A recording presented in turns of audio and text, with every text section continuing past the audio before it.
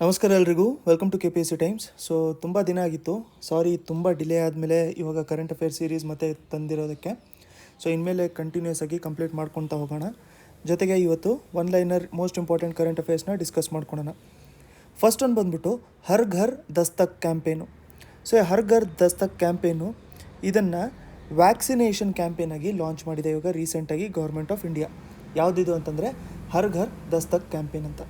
ಇವಾಗ ವ್ಯಾಕ್ಸಿನೇಷನ್ ಅಂತ ಹೇಳಿ ಬಂದ ತಕ್ಷಣ ಇಂಡಿಯಾದಲ್ಲಿ ಏನು ಅಲೌ ಮಾಡ್ಕೊಂಡಿದ್ದಾರೆ, ಇಂಡಿಯಾದಲ್ಲಿ ವ್ಯಾಕ್ಸಿನೇಷನ್ನು ಅಲೌ ಮಾಡ್ಕೊಂಡಿರೋಂಥ ಆಡಿಯನ್ಸ್ ಬಂದ್ಬಿಟ್ಟು 18 ವರ್ಷ ಮತ್ತು ಏಜು ಜಾಸ್ತಿ ಇರೋ ಆಡಿಯನ್ಸಿಗಷ್ಟೇ, ಆ ಸಿಟಿಸನ್ಸಿಗಷ್ಟೇ ವ್ಯಾಕ್ಸಿನೇಷನ್ ಕೊಡೋದಕ್ಕೆ ಅಲೌ ಮಾಡ್ಕೊಂಡಿದ್ದಾರೆ. ಸೊ ಇವರೆಲ್ಲರೂ ಎಲಿಜಿಬಲ್ ಸಿಟಿಸನ್ಸು. ಬಟ್ ಅಲೌ ಮಾಡ್ಕೊಂಡಿದ್ರೂ ಕೂಡ ಎಷ್ಟೊಂದು ಕಡೆ ವ್ಯಾಕ್ಸಿನೇಷನ್ ಇನ್ನೂ ಕೂಡ ಕಂಪ್ಲೀಟ್ ಆಗಿಲ್ಲ, ಬೇರೆ ಬೇರೆ ಕಾರಣದಿಂದ ಕಂಪ್ಲೀಟ್ ಆಗಿಲ್ಲ. ಸೊ ಕೆಲವೊಬ್ಬರು ವ್ಯಾಕ್ಸಿನೇಷನ್ ಮಾಡ್ಕೊಳ್ಳದೇ ಇರ್ಬೋದು, ಕೆಲವೊಂದು ಡಿಸ್ಟ್ರಿಕ್ಸ್ಗಳಲ್ಲಿ ಅಷ್ಟೊಂದು ಸಕ್ಸಸ್ಫುಲ್ಲಾಗಿ ವ್ಯಾಕ್ಸಿನೇಷನ್ ಕಂಪ್ಲೀಟ್ ಆಗದೇ ಇರ್ಬೋದು. ಸೊ ಹರ್ ಘರ್ ದಸ್ತಕ್ ಅಂತಂದರೆ ಏನು, ಹೆಸರೇ ಹೇಳ್ತಾ ಇರೋದಂಗೆ ಡೋರ್ ಟು ಡೋರ್ ಕ್ಯಾಂಪೇನ್ ಇದು. ಸೊ ಡೋರ್ ಟು ಡೋರು ಏನು ಮಾಡ್ತಾರೆ, ನಮ್ಮ health care workers door to door ಹೋಗ್ಬಿಟ್ಟು ಯಾರ್ಯಾರು ವ್ಯಾಕ್ಸಿನೇಟ್ ಆಗಿಲ್ಲ ಅವ್ರನ್ನೆಲ್ಲರನ್ನೂ ಕೂಡ ವ್ಯಾಕ್ಸಿನೇಟ್ ಮಾಡೋಕ್ಕೆ ಸ್ಟಾರ್ಟ್ ಮಾಡ್ತಾರೆ. ಗೌರ್ಮೆಂಟಿಂದು ಸ್ಟ್ಯಾಟಿಸ್ಟಿಕ್ಸ್ ನಾವೇನಾದ್ರು ನೋಡ್ಕೋಬೇಕು ಅಂತಂದರೆ ಇವಾಗವರೆಗೂ ಕೂಡ ಎಷ್ಟು ಜನ ವ್ಯಾಕ್ಸಿನೇಟ್ ಆಗಿದ್ದಾರೆ ಅಂತ. ಗೌರ್ಮೆಂಟ್ ಸ್ಟ್ಯಾಟಿಸ್ಟಿಕ್ಸ್ ಪ್ರಕಾರ ನಾವು ನೋಡಬೇಕು ಅಂತಂದರೆ 79% ಇಂಡಿಯನ್ಸು ಫಸ್ಟ್ ಡೋಸ್ ತೊಗೊಂಡಿದ್ದಾರೆ. ಬರೀ 38% ಅಷ್ಟೇ ಇಂಡಿಯನ್ಸು 2 ಡೋಸ್ ಕಂಪ್ಲೀಟ್ ಆಗಿದೆ. ಸೆಕೆಂಡ್ ಡೋಸು ಕೂಡ ತೊಗೊಂಡಿರೋಂಥ ಆಡಿಯನ್ಸ್ ಬಂದ್ಬಿಟ್ಟು 38%. ಸೊ ಇದು ಏನು ಮಾಡಬೇಕು ಅಂತಂದರೆ ಇನ್ನೂ ಇಂಪ್ರೂವ್ ಮಾಡ್ಕೋಬೇಕು ಅಂತ ಹೇಳ್ಬಿಟ್ಟು ಸ್ಟಾರ್ಟ್ ಮಾಡ್ಕೊಂಡಿರೋಂಥದ್ದೊಂದು ವ್ಯಾಕ್ಸಿನೇಷನ್ ಡ್ರೈವ್ ನಮ್ಮದು. ಸೊ ವ್ಯಾಕ್ಸಿನೇಷನ್ ಡ್ರೈವ್ ನೋಡಬೇಕು ಅಂತಂದರೆ ಕೆಲವೊಂದು ಡಿಸ್ಟ್ರಿಕ್ಸಲ್ಲಿ ಕಂಪ್ಲೀಟ್ ಆಗಿಲ್ಲ, ನೀಟಾಗಿ ಕಂಪ್ಲೀಟು ಆಗಿಲ್ಲ, ಅಥವಾ ಅದರಲ್ಲಿ ಬೇರೆ ಬೇರೆ ಕಾರಣಕ್ಕೋಸ್ಕರ ಅಲ್ಲಿ ಡಿಲೇ ಕೂಡ ಆಗಿರ್ಬೋದು. ಅಲ್ಲಿ ಈ ಸ್ಟೆಪ್ಸ್ ತೊಗೊಂಡ್ಬಿಟ್ಟು ಇದನ್ನು ಕಂಪ್ಲೀಟ್ ಮಾಡ್ಕೊತಾರೆ. ಅದು ಬಂದ್ಬಿಟ್ಟು ನಮಗೆ ಹರ್ ಘರ್ ದಸ್ತಕ್ ಕ್ಯಾಂಪೇನ್ ಅಂತ. ನೆಕ್ಸ್ಟ್ ಒಂದು ನಾವು ನೋಡ್ಕೊಳ್ಳೋಣ, K100 project. So K100 project ಯಾವುದಕ್ಕೆ ರಿಲೇಟ್ ಆಗಿದೆ ಅಂತಂದರೆ ಇದು ಸ್ಟೇಟ್ ರಿಲೇಟೆಡ್ ಕರೆಂಟ್ ಅಫೇರ್ಸಲ್ಲಿ ಬರುತ್ತೆ. ಇದೇನು ಮಾಡುತ್ತೆ ಅಂತಂದರೆ ಬೆಂಗಳೂರಲ್ಲಿ ವಾಟರ್ ವೇಸು ಅಥವಾ ಡ್ರೈನೇಜ್ ಸಿಸ್ಟಮ್ ಏನಿದೆಯಲ್ಲ ಅದನ್ನು ರೀಸ್ಟೋರ್ ಮಾಡ್ಕೊಳ್ಳೋದಕ್ಕೋಸ್ಕರ ಮಾಡ್ಕೊಂಡಿರೋಂಥ ಪ್ರಾಜೆಕ್ಟ್ ಇದು. ಸೊ ಇದಕ್ಕೆ ಇನ್ನೊಂದು ಹೆಸರು ಏನು ಕರೀತಾರೆ ಅಂತಂದರೆ K100 ರಾಜಕಾಲುವೆ ಪ್ರಾಜೆಕ್ಟ್ ಅಂತ ಹೇಳ್ಬಿಟ್ಟು ಇನ್ನೊಂದು ಹೆಸರಿಟ್ಟಿದ್ದಾರೆ ಇದಕ್ಕೆ. ಸೊ ಇದು ನಮಗೆ ಬೆಂಗಳೂರು ಮಿಷನ್ ಅಂತ ಇದೆಯಲ್ಲ, ಬೆಂಗಳೂರು ಮಿಷನ್ 2022 ಅದರಲ್ಲೂ ಕೂಡ ಇದ್ರ ಬಗ್ಗೆ ಮೆನ್ಷನ್ ಮಾಡ್ಕೊಂಡಿದ್ದಾರೆ. ಸೊ ಇದರಲ್ಲಿ ಏನು ಅಂತಂದರೆ ಬೇರೆ ದೇಶದಲ್ಲಿ ಇರುವಂಥ ಏನು ವಾಟರ್ ಸಿಸ್ಟಮ್ ಇದೆಯಲ್ಲ ಆ ಡೆವಲಪ್ಮೆಂಟ್ ಮಾಡೆಲ್ ಮೇಲೇ ಇಲ್ಲೂ ಕೂಡ ಡೆವಲಪ್ ಮಾಡಬೇಕು ಅಂತ. ಈಗ ಎಕ್ಸಾಂಪಲ್ ನಾವು ನೋಡಬೇಕು ಅಂತಂದರೆ ಪ್ಯಾಸಿಗ್ ರಿವರ್ ಅಂತ ಒಂದಿದೆ, ಇದರಲ್ಲಿ ಮನಿಲಾ ಫಿಲಿಪೀನ್ಸಲ್ಲಿದೆ. ಅದಾದಮೇಲೆ ನಾವು ನೋಡ್ಕೋಬೇಕು ಅಂತಂದರೆ ಚಿಯಾಂಗ್ ಅಂತ ಒಂದಿದೆ ರೀಜನ್ನು ಸಿಯೋಲಲ್ಲಿ. ಸೊ ಅಲ್ಲಿ ಇರುವಂಥ ವಾಟರ್ ಕ್ಯಾನಲ್ಸು ಇವನ್ನೆಲ್ಲದನ್ನೂ ಕೂಡ, ಅದಾದಮೇಲೆ ಸಿಂಗಾಪುರಲ್ಲಿರುವಂಥ ವಾಟರ್ ಕ್ಯಾನಲ್ಸು ಇವನ್ನೆಲ್ಲದನ್ನೂ ಕೂಡ ರೆಫರೆನ್ಸಲ್ಲಿ ತೊಗೊಂಡು ಯುರೋಪಿಯನ್ ಸ್ಟೈಲಿಂದು ಪಾತ್ವೇಗಳು ಮಾಡಬೇಕು, ವಾಕಿಂಗು, ಅದಾದಮೇಲೆ ಸೈಕ್ಲಿಂಗ್ ಲೇನ್ಸು, ಚಿಕ್ಕ ಪಾರ್ಕ್ಗಳು ಇವನ್ನೆಲ್ಲದನ್ನೂ ಕೂಡ ಮಾಡ್ಕೋಬೇಕು ಅಂತ ಹೇಳ್ಬಿಟ್ಟು ಒಂದು ಏಮ್ ಇರುವಂಥದ್ದು. ಸೊ ಮೇಜರ್ಲಿ ನಾವು ನೋಡ್ಕೋಬೇಕು ಅಂತಂದರೆ ಇದನ್ನು ಡ್ರೈನ್ ನೆಟ್ವರ್ಕು, ಸೊ ನೀರಿಂದು ನೆಟ್ವರ್ಕು, ಸಿಟಿದು ವಾಟರ್ ವೇಸು ಮತ್ತು ನೀರಿನ ನೆಟ್ವರ್ಕ್ ಏನಿದೆಯಲ್ಲ ಅದನ್ನು ರೀಸ್ಟೋರ್ ಮಾಡ್ಕೋಬೇಕು ಅಂತ ಇರುವಂಥದ್ದು ಇದು K100 ರಾಜಕಾಲುವೆ ಪ್ರಾಜೆಕ್ಟ್. ನೆಕ್ಸ್ಟು ನಮಗೆ ಮೇಕೆದಾಟು ಪ್ರಾಜೆಕ್ಟು ಯಾವ ರಿವರ್ಗೆ ರಿಲೇಟ್ ಆಗಿದೆ ಅಂತಂದರೆ ಇದು ಎಲ್ಲರಿಗೂ ಗೊತ್ತಿರುತ್ತೆ ನಮಗೆ. ಸೊ ಇದು ಕಾವೇರಿ ರಿವರು. ಸೊ ಕೆಲವೊಂದು ಕಡೆ ಕನ್ಫ್ಯೂಷನ್ ಇರುತ್ತೆ, ಒಂದೊಂದು ಕಡೆ ನಾವು ನೋಡ್ತೀವಿ ಕಾವೇರಿ ಅಂತ ಬರಿತೀವಿ ಅಂತ, ಇನ್ನೊಂದು ಕಡೆ ಕಾವೇರಿ ಅಂತ ಹೇಳ್ಬಿಟ್ಟು ಬರಿತೀವಿ. ಸೊ ಇದು ಕಾವೇರಿ ಅಂತ ಇದು ಸಿಯಿಂದ ಬರಿತೀವಲ್ಲ ಇದೊಂಥರ ಇಂಗ್ಲೀಷ್ ನೇಮು, ಬಟ್ ಆ್ಯಕ್ಚುಲ್ ಆಗಿರುವಂಥದ್ದು ಕಾವೇರಿ ಅಂತ. ಬಟ್ ಕಮಿಷನ್ ಎಲ್ಲದೂ ಕೂಡ ನಾವು ಕಾವೇರಿ ಈ ಹೆಸರು ಮೇಲೇ ಇಟ್ಟಿರ್ತೀವಿ. ಸೊ ಇದರಲ್ಲಿ ಕಾನ್ಫ್ಲಿಕ್ಟು ನಮಗೆ ಗೊತ್ತಿರೋ ಹಾಗೆ ತಮಿಳ್ನಾಡು ಮತ್ತು ಕರ್ನಾಟಕದ ಮಧ್ಯದಲ್ಲಿ ಇರುವಂಥದ್ದು ಇದು ಕಾನ್ಫ್ಲಿಕ್ಟು. ಸೊ ಈ ಕಾನ್ಫ್ಲಿಕ್ಟಿಂದು ಒಂದು ಟೈಮ್ ಲೈನ್ ನಾವು ನೋಡ್ಕೋಬೇಕು ಅಂತಂದರೆ ಏನಾಗಿತ್ತು, ಸುಮಾರು 1807 ಟೈಮಲ್ಲಿ ನಮಗೆ ಕರ್ನಾಟಕ ಇರಲಿಲ್ಲ. ಆ ಟೈಮಲ್ಲಿ ಮೈಸೂರು ರೀಜನ್ ಅಂತ ಇತ್ತು, ಮೈಸೂರು ಸ್ಟೇಟ್ ಇತ್ತು. ಅದಾದಮೇಲೆ ಮಡ್ರಾಸ್ ಅಂತ ಇತ್ತು, ಕರೆಕ್ಟ್ ಅಲ್ವಾ, ಮೈಸೂರು ಮತ್ತು ಮಡ್ರಾಸ್ ಅಂತ ಇತ್ತು. ಸೊ ಮೈಸೂರು ರೀಜನು ಆ ಟೈಮಲ್ಲಿ ಕೆಲವೊಂದು ಇರಿಗೇಷನ್ ಪ್ರಾಜೆಕ್ಟ್ಸು ಮಾಡ್ಕೊಳೋಣ, ನೀರಿಗೋಸ್ಕರ ಕೆಲವೊಂದು ಪ್ರಾಜೆಕ್ಟ್ಸ್ ಮಾಡ್ಕೊಳೋಣ ಅಂತ ಹೇಳ್ಬಿಟ್ಟು ಅಂದ್ಕೊಂಡಿದ್ದಿತ್ತು. ಆ ಟೈಮಲ್ಲಿ ಕಾನ್ಫ್ಲಿಕ್ಟ್ ಬಂದಿತ್ತು, ಮಡ್ರಾಸು ಅದನ್ನು ರಿಜೆಕ್ಟ್ ಮಾಡ್ಕೊಂಡಿದ್ದಿತ್ತು. ಸೊ ನೀವು ಅದನ್ನು ಮಾಡಬಾರ್ದು ಅಂತ ಹೇಳ್ಬಿಟ್ಟು ಇದನ್ನು ಅಪೋಸ್ ಮಾಡ್ಕೊಂಡಿದ್ದಿತ್ತು. ಮಾಡ್ಕೊಂಡಿರೋಂಥ ಟೈಮಲ್ಲಿ ಇಬ್ಬರ ಮಧ್ಯದಲ್ಲಿ ಕಾನ್ಫ್ಲಿಕ್ಟ್ ಬಂದಿದೆ ಅಂತ ಹೇಳ್ಬಿಟ್ಟು ಇದು ಬ್ರಿಟಿಷ್ ಅವ್ರ ಹತ್ರ ಹೋಯಿತು ಡಿಸೈಡ್ ಮಾಡ್ಕೊಳ್ಳೋದಕ್ಕೆ. ನೀವೇನು ನೆನ್ಪಿಟ್ಕೊಂಡಿರಬೇಕು ಇಲ್ಲಿ ಅಂತಂದರೆ, ಇಲ್ಲಿ ಇರುವಂಥ ಮಡ್ರಾಸ್ ಏನಿತ್ತಲ್ಲ, ಮಡ್ರಾಸ್ ಆ ಟೈಮಲ್ಲಿ ಸಾವರಿನ್ ಪವರ್ ಇತ್ತು, ಸ್ವಲ್ಪ ಇಂಡಿಪೆಂಡೆಂಟ್ ಥರ ಪವರ್ ಇತ್ತು. ಅದೇ ನಾವು ಮೈಸೂರು ನೋಡ್ಕೋಬೇಕು ಅಂತಂದರೆ ಇದೊಂದು ಫ್ಯೂಡಲ್ ಯೂನಿಟ್ ಆಗಿತ್ತು. ಫ್ಯೂಡಲ್ ಅಂತಂದರೆ ಸ್ವಲ್ಪ ಡಿಪೆಂಡ್ ಆಗಿರುವಂಥ ಯೂನಿಟು. ಸೊ ಅದಕ್ಕೆ ಆ ಟೈಮಲ್ಲಿ ಫಸ್ಟ್ ಅಗ್ರಿಮೆಂಟ್ ಬಂದ್ಬಿಟ್ಟು ನಮಗೆ 1892 ಅಲ್ಲಿ ಆಗಿರುವಂಥದ್ದು. 1892 ಅಲ್ಲಿ ಆಗಿರ್ಬೇಕಾದ್ರೆ ಅಗ್ರಿಮೆಂಟ್ ಏನು ಮಾಡ್ತು ಅಂತಂದರೆ, ಬ್ರಿಟಿಷು ಏನು ಹೇಳ್ತು, ಮಡ್ರಾಸಿಗೆ ಸಪೋರ್ಟ್ ಮಾಡ್ತು. ಬ್ರಿಟಿಷು ಮಡ್ರಾಸಿಗೆ ಸಪೋರ್ಟ್ ಮಾಡ್ತು. ಮಡ್ರಾಸಿಗೆ ಸಪೋರ್ಟ್ ಮಾಡಿಬಿಟ್ಟು ಇನ್ನೊಂದು ಏನು ಹೇಳ್ತು ಬ್ರಿಟಿಷ್ ಗೌರ್ಮೆಂಟು ಅಂತಂದರೆ, ಮೈಸೂರು ಅಕಸ್ಮಾತ್ ಏನಾದರೂ ಡೆವಲಪ್ಮೆಂಟ್ ಪ್ರಾಜೆಕ್ಟ್ಸ್ ತೊಗೊಂಬರ್ಬೇಕು, ಮೈಸೂರು ಏನಾದರೂ ನಮ್ಮಲ್ಲಿ ಡೆವಲಪ್ಮೆಂಟ್ ಪ್ರಾಜೆಕ್ಟ್ಸ್ಗಳನ್ನ ತೊಗೊಂಡು ಬರಬೇಕು ಇಲ್ಲಿ ಅಂತಂದರೆ ಅದಕ್ಕೆ ಫಸ್ಟು ಮಡ್ರಾಸಿಂದು ಪರ್ಮಿಷನ್ ತೊಗೊಂಡಿರಬೇಕು ಅಂತ. ಯಾಕಂತಂದರೆ ಲೋವರ್ ರೈಪೇರಿಯನ್ ಸ್ಟೇಟ್ ಆಗುತ್ತಲ್ಲ ಮಡ್ರಾಸು, ಅದರ ಪರ್ಮಿಷನ್ ಅಥವಾ ಅದರ ಕನ್ಸೆಂಟ್ ತೊಗೋಬೇಕು ಅಂತ ಹೇಳ್ಬಿಟ್ಟು ಮಾಡ್ಕೊಂಡಿದ್ದಿತ್ತು 1892 ಅಗ್ರಿಮೆಂಟ್ ಪ್ರಕಾರ. ಬಟ್ ಇದು ಅಗ್ರಿಮೆಂಟು ಇಬ್ರಿಗೂ ಕೂಡ ಒಪ್ಪಂದ ಆಗ್ತಾ ಇರಲಿಲ್ಲ. ಯಾಕೆ ಅಂತಂದರೆ ಇಬ್ರಿಗೂ ಕೂಡ ಕೆಲವೊಂದು ರೆಸ್ಟ್ರಿಕ್ಷನ್ಸ್ ಅಂತ ಹೇಳ್ಬಿಟ್ಟು ಅನಿಸ್ತಾ ಇತ್ತು. ಮೈಸೂರು ಸೈಡ್ಗೂ ಕೂಡ ಇದು ರೆಸ್ಟ್ರಿಕ್ಷನ್ ಅನಿಸ್ತಾ ಇತ್ತು, ಮಡ್ರಾಸ್ ಸೈಡ್ಗೂ ಕೂಡ ಇದು ರೆಸ್ಟ್ರಿಕ್ಷನ್ಸ್ ಅನಿಸ್ತಾ ಇತ್ತು. ಅದಕ್ಕೋಸ್ಕರ ಇನ್ನೂ ಸ್ವಲ್ಪ ಕಂಟಿನ್ಯೂ ಆದಮೇಲೆ 1924 ಇನ್ನೊಂದು ಅಗ್ರಿಮೆಂಟ್ ಮಾಡ್ಕೊಂಡಿದ್ದರು. ಸೊ ಈ 1924 ಅಗ್ರಿಮೆಂಟು ನಮಗೆ ಇಂಪಾರ್ಟೆಂಟ್ ಆಗುತ್ತೆ. ಯಾಕೆ ಅಂತಂದರೆ ಈ ಅಗ್ರಿಮೆಂಟ್ನಲ್ಲಿ ಪ್ರಕಾರ 50 ವರ್ಷ ಈ ಅಗ್ರಿಮೆಂಟು ಉಳ್ಕೊತಾ ಇತ್ತು. ಅಂತಂದರೆ 1974ವರೆಗೂ ಈ ಅಗ್ರಿಮೆಂಟು ನಡೀತಾ ಇರ್ತಿತ್ತು. ಈ ಅಗ್ರಿಮೆಂಟಲ್ಲೂ ಕೂಡ ಏನು ಹೇಳಿತ್ತು ಅಂತಂದರೆ, ಆ ಟೈಮಲ್ಲಿ ಅಗ್ರಿಮೆಂಟ್ ಯಾಕೆ ಬಂದಿತ್ತು ಅಂತಂದರೆ, ಕರ್ನಾಟಕದಲ್ಲಿ ಕನ್ನಂಬಾಡಿ ಇದು ಡ್ಯಾಮ್ ಏನಿದೆಯಲ್ಲ ಅದನ್ನು ಕನ್ಸ್ಟ್ರಕ್ಟ್ ಮಾಡಬೇಕು ಅಂತ ಹೇಳ್ಬಿಟ್ಟು ಕರ್ನಾಟಕ ಹೇಳ್ತಾಯಿತ್ತು. ಕರ್ನಾಟಕ ಅಂತಂದರೆ ಆವಾಗ ಮೈಸೂರು ಹೇಳ್ತಾಯಿತ್ತು.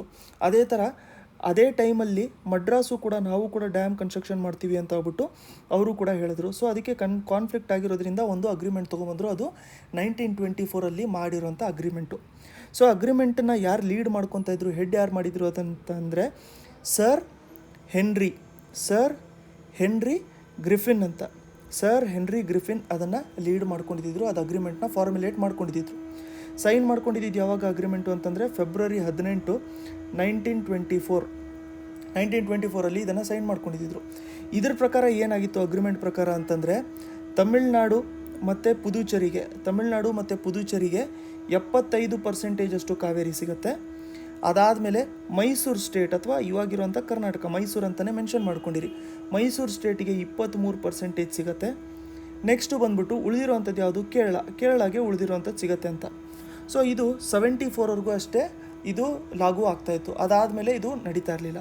ಸೊ ಅದಕ್ಕೆ ಕರ್ನಾಟಕ ಏನು ಮಾಡ್ತು ಅಂತಂದರೆ 1974 ಆದಮೇಲೆ ನೀರನ್ನ ಡೈವರ್ಟ್ ಮಾಡ್ಕೊಳ್ಳೋಕೆ ಸ್ಟಾರ್ಟ್ ಮಾಡ್ತು. ಯಾಕೆ ಅಂತಂದರೆ ನಾವು ಕರ್ನಾಟಕದಲ್ಲಿ ಇದು ಕಾವೇರಿ ರೀಜನ್ ನೋಡ್ಕೋಬೇಕು ಅಂತಂದರೆ, ಕಾವೇರಿ ರೀಜನಿಂದ ಸುತ್ತಮುತ್ತಲೂ ಏನು ನಮಗೆ ಇರಿಗೇಷನು ನೀರೇನು ಸಪ್ಲೈ ಮಾಡ್ತಾ ಇರ್ತಾರಲ್ಲ, ಸೊ ಅವೆಲ್ಲದೂ ಕೂಡ ಅಗ್ರಿಕಲ್ಚರ್ಗೆ ತುಂಬ ಇಂಪಾರ್ಟೆಂಟ್ ಆಗುತ್ತೆ. ಅದ್ರ ಜೊತೆಗೆ ಕರ್ನಾಟಕದ್ದು 1/6 ಆಫ್ ದ ಆಡಿಯನ್ಸು, 1/6 ಸಿಟಿಸನ್ಸ್ ನಾವು ನೋಡ್ಕೋಬೇಕು ಅಂತಂದರೆ ಆಲ್ಮೋಸ್ಟ್ ನಮಗೆ ನಿಯರ್ಲಿ 1 crore ಮೇಲೆ ಸಿಟಿಸನ್ಸ್ ಇರುವಂಥದ್ದು ಬೆಂಗಳೂರಲ್ಲಿ. ಸೊ ಬೆಂಗಳೂರಿಗೆ ನೀರು ಸಪ್ಲೈ ಮಾಡೋವಂಥದ್ದು ಕೂಡ ಕಾವೇರಿಯಿಂದನೇ ನಮಗೆ ಬೆಂಗಳೂರಿಗೆ ನೀರು ಸಪ್ಲೈ ಮಾಡಬೇಕು. ಸೊ ಅದಕ್ಕೋಸ್ಕರ ಇವಾಗಲೂ ಕೂಡ ಏನು ಮಾಡ್ಕೊಂಡಿದ್ದಾರೆ ಅಂತಂದರೆ ಮೇಕೆದಾಟು ಪ್ರಾಜೆಕ್ಟ್ ಮಾಡ್ಕೋಬೇಕು ಅಂತ ಹೇಳ್ಬಿಟ್ಟು ಅಂದ್ಕೊಂಡಿದ್ದಾರೆ. ಮೇಕೆದಾಟು ಪ್ರಾಜೆಕ್ಟು 2017 ಪ್ರಪೋಸ್ ಮಾಡ್ಕೊಂಡಿದ್ದರು. ಎಲ್ಲ ಥರದ್ದು ಪರ್ಮಿಷನು ಕೂಡ ಇದಕ್ಕೆ ಪಡ್ಕೊಂಡ್ಬಿಟ್ಟಿದ್ರು. ಇವಾಗ ಜಸ್ಟ್ ಅದನ್ನು ಸ್ಟಾರ್ಟ್ ಮಾಡ್ಕೋಬೇಕು, ಬಟ್ ಇದನ್ನು ಸ್ಟಾರ್ಟ್ ಮಾಡ್ಕೊಂಡಿಲ್ಲ. ಅದಕ್ಕೋಸ್ಕರ ರೀಸೆಂಟಾಗಿ ಮೇಕೆದಾಟು ಪ್ರಾಜೆಕ್ಟು ಸ್ವಲ್ಪ ನ್ಯೂಸಲ್ಲಿತ್ತು. ಯಾಕೆ ಅಂತಂದರೆ ಇದನ್ನು ಪ್ರಪೋಸಲ್ ಎಲ್ಲ ಕೊಟ್ಟಿರುವಂಥದ್ದು ಕಾಂಗ್ರೆಸ್ ಗೌರ್ಮೆಂಟ್ ಇರುವಂಥ ಟೈಮಲ್ಲಿ. ಸೊ ಅದಕ್ಕೆ ಅವರೊಂದು ಪಾದಯಾತ್ರೆನೂ ಕೂಡ ಮಾಡಬೇಕು ಅಂತ ಇದ್ದಾರೆ ಇವಾಗ ಡಿಸೆಂಬರಲ್ಲಿ, ಮೇಕೆದಾಟದಿಂದ ಬೆಂಗಳೂರಿವರೆಗೂ ಏನು ಮಾಡಬೇಕು ಅಂತ ಇದ್ದಾರೆ. ಸೊ ಆ ಬ್ಯಾಕ್ಗ್ರೌಂಡಲ್ಲಿ ಇದು ಸ್ವಲ್ಪ ನ್ಯೂಸಲ್ಲಿತ್ತು. ಸೊ ಅದಕ್ಕೋಸ್ಕರ ನೀವು ತಿಳ್ಕೊಂಡಿರಿ. ಫೈನಲ್ ವರ್ಡಿಕ್ಟು ಕಾವೇರಿ ಮೇಲೆ ಬಂದಿರುವಂಥದ್ದು 2018 ಸುಪ್ರೀಂ ಕೋರ್ಟ್ ಕೊಟ್ಟಿತ್ತು. ಸುಪ್ರೀಂ ಕೋರ್ಟ್ ಏನು ಹೇಳಿತ್ತು ಅಂತಂದರೆ, ಕರ್ನಾಟಕಕ್ಕೆ 284.75 TMC ಫೀಟು ನೀರು ಹೋಗುತ್ತೆ, ತಮಿಳ್ನಾಡುಗೆ 404.25 TMC ಫೀಟು ಹೋಗುತ್ತೆ. ಅಂದರೆ ಕರ್ನಾಟಕಕ್ಕೆ ಮುಂಚೆ ಇದಕ್ಕಿಂತ ಕಮ್ಮಿ ಇತ್ತು ಅಲೋಕೇಶನ್, ಬಟ್ ಈ ವರ್ಡಿಕ್ಟಲ್ಲಿ ಸ್ವಲ್ಪ ಜಾಸ್ತಿ ಮಾಡ್ಕೊಂಡಿದ್ದರು. ಅದಾದಮೇಲೆ ಕೇರಳಕ್ಕೆ ನಾವು ನೋಡ್ಕೋಬೇಕು ಅಂತಂದರೆ 30 TMC ಫೀಟ್ ಹೋಗುತ್ತೆ. ಅದಾದಮೇಲೆ ನಾವು ನೋಡಬೇಕು ಅಂತಂದರೆ ಲಾಸ್ಟು ಪುದುಚೇರಿಗೆ ನಮಗೆ 7 TMC ಫೀಟು ಅಲೋಕೇಟ್ ಮಾಡ್ಕೊಂಡಿದ್ದಾರೆ. ಸೊ ಇಷ್ಟು ಬ್ಯಾಕ್ಗ್ರೌಂಡ್ ನಿಮಗೆ ಅರ್ಥ ಆಗಿದೆ ಅಂತ ಹೇಳ್ಬಿಟ್ಟು ಅಂದ್ಕೊಂಡಿದ್ದೀನಿ. ನೆಕ್ಸ್ಟ್ ನೋಡ್ಕೊಳ್ಳೋಣ. ನೆಕ್ಸ್ಟ್ ಬಂದು ನಮಗೆ ಲಖಪತಿ SHG ಅಂತಂದ್ರೇನು, ಸೆಲ್ಫ್ ಹೆಲ್ಪ್ ಗ್ರೂಪ್ ಆಗುತ್ತೆ. ಸೊ ಇದೊಂದು ವುಮನ್ ಇನಿಷಿಯೇಟಿವು. ಸೊ ಇದು ಯಾವ ಅಂಡರಲ್ಲಿ ಬರುತ್ತೆ ಅಂತ ಕೇಳಿದ್ರೆ, ಇದು ಮಿನಿಸ್ಟ್ರಿ ಆಫ್ ರೂರಲ್ ಡೆವಲಪ್ಮೆಂಟ್ ಅಂಡರಲ್ಲಿ ಬರುತ್ತೆ. ಸೊ ಇದೊಂದು ವುಮನ್ ಇನಿಷಿಯೇಟಿವ್ ರೂರಲ್ ಡೆವಲಪ್ಮೆಂಟ್ ಅಂಡರಲ್ಲಿ ಬರುವಂಥದ್ದು ಇದು. ಸೊ ಲಖಪತಿ ಅಂತ ಹೇಳಿ ಹೆಸರೇ ಹೇಳ್ತಾ ಇರೋದಂಗೆ ಏನು ಮಾಡ್ತಾ ಇರ್ತಾರೆ ಅಂತಂದರೆ, ವುಮನ್ನು ರೂರಲ್ ಏರಿಯಾದಲ್ಲಿ ವುಮನ್ ಏನಿರ್ತಾರಲ್ಲ, ಸೆಲ್ಫ್ ಹೆಲ್ಪ್ ಗ್ರೂಪಲ್ಲಿ ಪಾರ್ಟ್ ಆಗಿರ್ತಾರಲ್ಲ, ಅವ್ರದ್ದು ಇಯರ್ಲಿ ಇನ್ಕಮ್ಮು ಅವ್ರದ್ದು ಅಟ್ಲೀಸ್ಟ್ 1 ಲ್ಯಾಕ್ ಮಾಡಬೇಕು ಅಂತ ಹೇಳ್ಬಿಟ್ಟು ಒಂದು ಏಮಲ್ಲಿ ಇರೋವಂಥದ್ದು. ಇಯರ್ಲಿ ಇನ್ಕಮ್ಮು 1 ಲ್ಯಾಕ್ ಮಾಡ್ಕೋಬೇಕು ಅಂತಂದರೆ ಇರೋವಂಥ ಲೈವ್ಲಿಹುಡ್ಡನ್ನ ಡೈವರ್ಸಿಫೈ ಮಾಡಬೇಕು, ಬೇರೆ ಬೇರೆ ಪಾರ್ಟಲ್ಲಿ ಡೈವರ್ಸಿಫೈ ಮಾಡಬೇಕು. ಎಕ್ಸಾಂಪಲ್ ನಾವು ನೋಡ್ಕೋಬೇಕು ಅಂತಂದರೆ ಅದರಲ್ಲಿ ಅಗ್ರಿಕಲ್ಚರ್ ಜೊತೆಗೆ ಬೇರೆ ಸೆಕ್ಟರ್ಸ್ ಮೇಲೂ ಕೂಡ ಅವರು ಫೋಕಸ್ ಮಾಡ್ಕೋಬೇಕು. ಅಗ್ರಿಕಲ್ಚರ್ ಮತ್ತು ಅಲೈಡ್ ಸೆಕ್ಟರ್ಸು. ಅಲೈಡ್ ಅಂತಂದರೆ ಏನಾಗುತ್ತೆ, ನಮಗೆ ಸ್ಟೋರೇಜ್ ಆಗಿರ್ಬೋದು, ಟ್ರಾನ್ಸ್ಪೋರ್ಟೇಷನ್ ಆಗಿರ್ಬೋದು, ಈ ಥರದ್ದು ಬೇರೆ ಬೇರೆ ಸೆಕ್ಟರ್ಸಲ್ಲಿ. ಅದಾದಮೇಲೆ ಲೈವ್ ಸ್ಟಾಕ್ ರಿಲೇಟೆಡಲ್ಲಿ ಏನಾದ್ರು ಅವರು ಹೆಲ್ಪ್ ಮಾಡ್ಬೋದು ಅವ್ರಿಗೆ. ಅದಾದಮೇಲೆ ಇನ್ನೊಂದು ಬಂದ್ಬಿಟ್ಟು ನಾನ್ ಟಿಂಬರ್ ಫಾರೆಸ್ಟ್ ಪ್ರಾಡಕ್ಟ್ಸು, ಇದರಲ್ಲಿ ಏನಾದ್ರು ಮಾಡ್ಕೋಬೋದು. ಅಂತಂದರೆ ಅಗ್ರಿಕಲ್ಚರ್ ಜೊತೆಗೆ ಬೇರೆ ಸೆಕ್ಟರ್ಸ್ ಮೇಲೂ ಕೂಡ ಅವರ ಫೋಕಸ್ ಮಾಡಿಬಿಟ್ಟು ಅವರಿಗೆ ಅಟ್ಲೀಸ್ಟು ಇಯರ್ಲಿ 1 ಲಕ್ಷ ಅಟ್ಲೀಸ್ಟ್ ಅವರು ಅರ್ನ್ ಮಾಡ್ಕೊಳ್ಳೋಂಗೆ ಹೆಲ್ಪ್ ಮಾಡ್ಕೊಳ್ಳೋದಕ್ಕೆ ಇರೋವಂಥದ್ದು ಇದು Lakhpati self help group woman initiative ಅಂತ ಹೇಳ್ಬಿಟ್ಟು. ಸೊ ಇದು ನೆಕ್ಸ್ಟು 2 ವರ್ಷಕ್ಕೆ ಸುಮಾರು 25 ಮಿಲಿಯನ್ ರೂರಲ್ಲು ನಮಗೆ ಸೆಲ್ಫ್ ಹೆಲ್ಪ್ ಗ್ರೂಪ್ ವುಮನ್ ಅವ್ರಿಗೆ ಅಟ್ಲೀಸ್ಟು 1 ಲ್ಯಾಕ್ ಪರ್ ಆ್ಯನಮ್ ಅಷ್ಟು ಅರ್ನ್ ಮಾಡ್ಕೊಳ್ಳೋದಕ್ಕೆ ಹೆಲ್ಪ್ ಮಾಡಬೇಕು ಅಂತ ಹೇಳ್ಬಿಟ್ಟು ಮಾಡ್ಕೊಂಡಿರೋಂಥ ಸ್ಕೀಮ್ ಇದು. ನೆಕ್ಸ್ಟು ಪಿಚುಕಾ ಲಂಕಾ, ಇದೊಂದು ಐಲ್ಯಾಂಡು. ಈ ಐಲ್ಯಾಂಡು ಎಲ್ಲಿ ಸಿಚುವೇಟ್ ಆಗಿರುವಂಥದ್ದು ಅಂತ ಕೇಳಿದ್ರೆ ಗೋದಾವರಿ ರಿವರ್ ಮೇಲೆ. ಇದು ಯಾಕೆ ನ್ಯೂಸಲ್ಲಿತ್ತು ಅಂತಂದರೆ, ಇದು ನೋಡಿ ರೀಸೆಂಟಾಗಿ ಏನಾಗಿತ್ತು ಅಂತಂದರೆ, ರೀಸೆಂಟಾಗಿ ಆಂಧ್ರ ಪ್ರದೇಶ್ ಗೌರ್ಮೆಂಟ್ ಏನು ಹೇಳಿದೆ, ಸುಮಾರು 250 ಕೋಟಿ ವೆಚ್ಚದ್ದು ಇವರು ಒಂದು ಟೂರಿಸಮ್ ರೆಸಾರ್ಟ್ನ ಕನ್ಸ್ಟ್ರಕ್ಷನ್ ಮಾಡ್ತೀವಿ ಅಂತ ಹೇಳ್ಬಿಟ್ಟು ಹೇಳಿದ್ದಾರೆ.